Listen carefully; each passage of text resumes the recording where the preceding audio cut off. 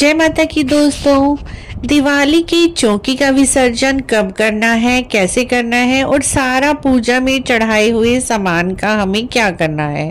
Friends, Diwali की चौकी अगले दिन नहीं उठाई जाती। दिवाली की चौकी भाई दूज को भैया को टीका करने के बाद ही उठाई जाती है। जब आप अपने भाई को टिक्का कर लेते हैं, तिलक कर लेते हैं, उसी के बाद दिवाली की चौकी उठानी चाहिए, क्योंकि कोई भी शुभ काम परवा वाले दिन नहीं किया जाता। यानी प्रथम दिन प्रतिपदा वाले दिन काम नहीं करते कोई भी शुभ। तो आप दिवाली की चौकी जब भी उठाएं तो भैया दूज वाले दिन भाई को तिलक करने के बाद ही उठाई जाती है। उसके बाद फ्रेंड, जो चौकी पर सारा सामान हमने माँ लक्ष्मी जी की पूजा में प्रयोग में लाया है, वो बाहर किसी को दान नहीं किया जाता, घर में ही प्रयोग करना होता है। जैसे आपने जो कोड़ियाँ, गोमती चक्र, सौंफ, इलायची और कई सारे सामान जो आपने चढ़ाए हैं, उनकी एक पोटली बना लीजिए। लाल रंग का कपड़ा ले लीजिए या फिर लाल रंग की पोटली लेकर सारी चीजें, गोमती चक्र, कोड़ियाँ, कमल गट्टे और ये सारी चीजें उस पोटली में डाल दीजिए। उसमें कुछ धनिए के दाने डाल दीजिए और जो धनिया आपने पूजा में रखा हुआ था, उसमें से कुछ धनिए के बीज आप घर के गमले में बो दीजिए। ये बहुत ही शुभ रहता है। धनिया जब उगता है तो वो बहुत ही बरकत लाता है। और बाकी के धनिए के बीज आप खाने में प्रयोग में ला सकते हैं, अपने किचन में यूज कर सकते हैं। जो आपने 7 अनाज पूजा में रखा हुआ था, चावल, चने, राजमा, ये सब आप अपने घर में जिनमें बर्तनों में से आपने निकाले थे उन्हीं में मिला दीजिए। ये आपकी अन्नपूर्णा माता का आशीर्वाद बन जाता है। इससे घर में बहुत ज्यादा बरकत आती है। फ्रेंड्स, जो आपने माता लक्ष्मी को श्रृंगार का सामान चढ़ाया हुआ था, वो सब श्रृंगार का सामान आपको स्वयं यूज करना है। यह बहुत ही शुभ होता है, माता लक्ष्मी जी की कृपा प्राप्त होती है। और जो माता को आपने भोग, प्रसाद, खील, बताशे, मिठाई, पान का पत्ता, ये सब आप उठा लीजिए और इन सबको आप परिवार के साथ ग्रहण कर लीजिए। जल का लोटा जो हमने पूजा में रखा हुआ था, वो सूर्य भगवान को अर्घ दे दीजिए। और एक जल का लोटा जिसके अंदर हमने 5 चीजें डाली थी, हल्दी की गांठ, सिक्का, सुपारी, ये सब चीजें आप निकाल लीजिए। सिक्का और सुपारी आप दोबारा से पूजा में यूज कर सकते हैं।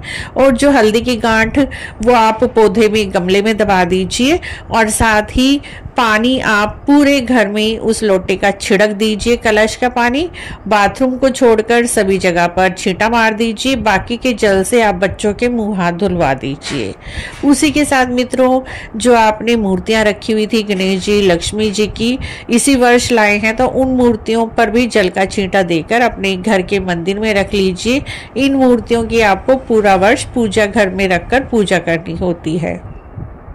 और जो आपने बर्तन प्रयोग में लाए हैं, दीपक, पीतल का दीपक, थाली वगैरह, ये सब आप धो मांझ कर रख लीजिए पोंछ कर। वो आप दोबारा से पूजा में यूज कर सकते हैं। जो मिट्टी के दीपक जलने के बाद बाती और दीपक रह जाते हैं, उन्हें भी आप सभी इकट्ठा कर लीजिए।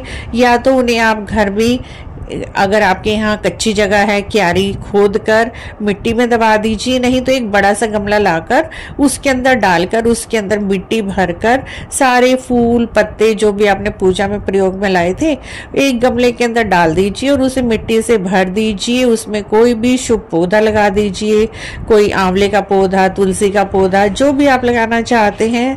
और ये सब सामान, फूल, पत्ते वगैरह खाद बन जाएंगे और ये सारे आपको बाहर विसर्जित नहीं करने पड़ेंगे। और साथ में जो भी चौकी पर चावल रखे हुए थे, चावल आप सारे इकट्ठे कर लीजिए और अपने चावलों में, घर में खाने वाले चावलों में मिला दीजिए। और इन्हें आप ऐसा भोजन बनाएं जिनमें प्याज युक्त भोजन नहीं बनाना है। इन चावलों से आपको सात्विक भोजन बनाना है। या तो आप इन चावलों की खीर बनाकर खा सकते हैं, या फिर अगर आपको नमक में खाने हैं तो बिना प्याज के भोजन में ही इन चावलों को आपको प्रयोग करना होगा।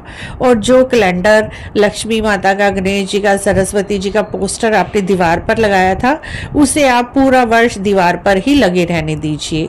अगर पूरा वर्ष दीवार पर लगाना संभव नहीं है तो आप उसे उतार कर फोल्ड करके रख लीजिए और अगले साल इस कैलेंडर को 1 वर्ष तक घर में ही रखा रहने दीजिए।